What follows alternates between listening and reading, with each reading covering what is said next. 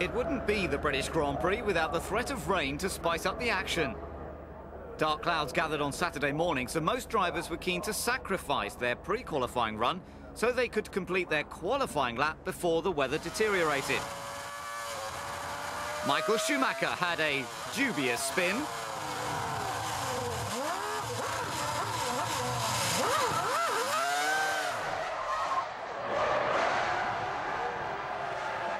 Mark Webber clearly backed off the pace, as did Juan Pablo Montoya.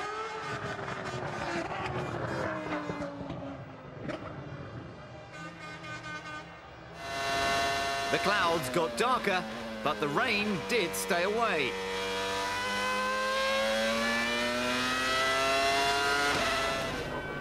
When the cars did go at full speed, it was Kimi Raikkonen that set the fastest lap, to the delight of the McLaren pit wall.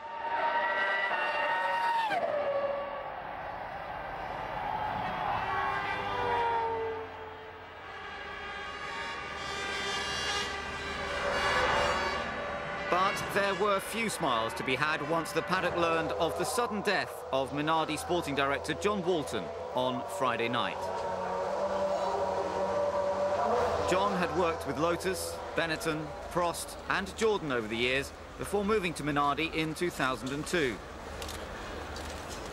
They did not participate on Saturday morning, and on Sunday there was a minute's silence in the pit lane in his honour. The team paid tribute to him by running without any sponsorship on their cars. Instead, just a simple message in his memory. He was a popular figure in the F1 community and will be profoundly missed by all.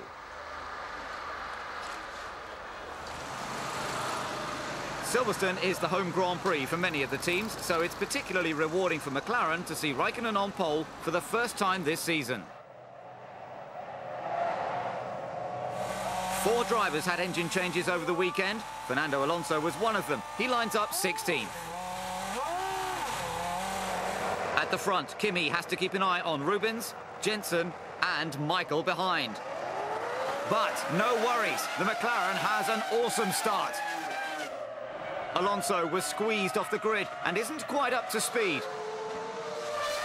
Now he springs into action. The Jordan of Heidfeld is easy prey. He's on a roll now, and only a few corners later, he can relieve Klein of 14th.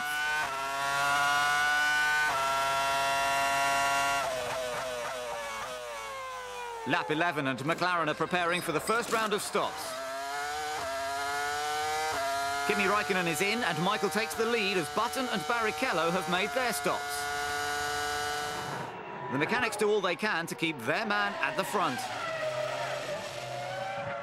But the ability to set blisteringly fast laps before a pit stop is a trick Michael's turned into an art. And when Kimi encounters traffic on his outlap, Ferrari's goal looks complete. Eventually, Kimi passes Sato for second, but he's lost quite a bit of time.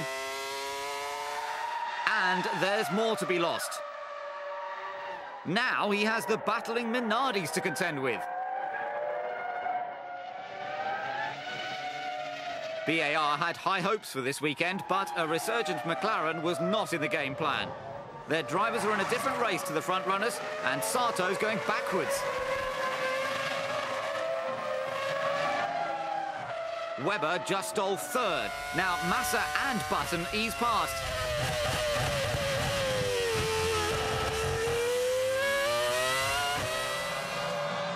Michael stops later than most. Only Fisichella is yet to come in. Schumacher sacrificed his qualifying for a 2-stop strategy that could pay off as everyone else encounters traffic.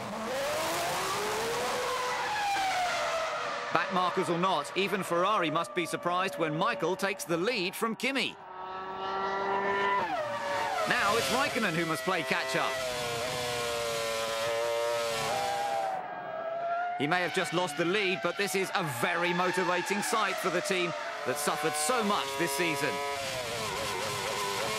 Finally, McLaren are back fighting with Ferrari.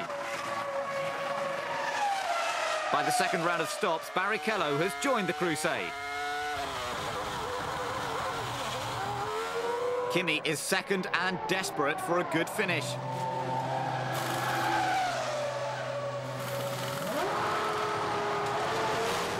Barrichello is third.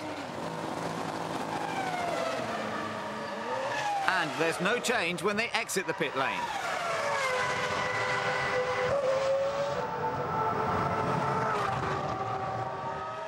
Rubens will have to lap the other McLaren.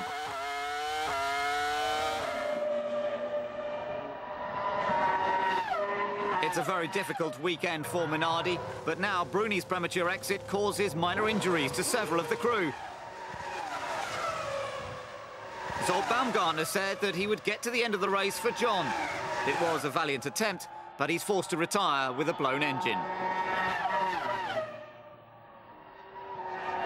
After Schumacher's second stop, Kimi is right on his tail, and Barrichello is waiting in the wings. The advantage is with Michael, though.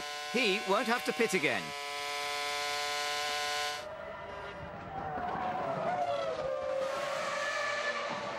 All attention switches to Renault. Jarno Trulli has had an horrific accident.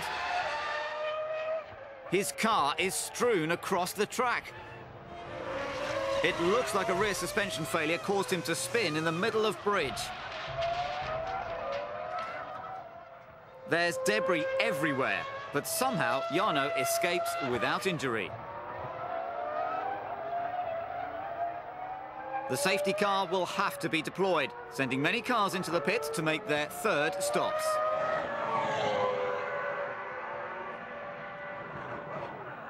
It looked pretty bad as the car rolled over. When I stopped, there is very little attached to the car, but luckily I'm perfectly okay. I walked away from a big shunt with no problem. And he'll be able to celebrate his 30th birthday on Tuesday. Both Raikkonen and Barrichello used the safety car period to wipe out any advantage Michael had with his strategy. But Kimi has a couple of back markers between him and the world champion. And, of course, Rubens isn't far behind.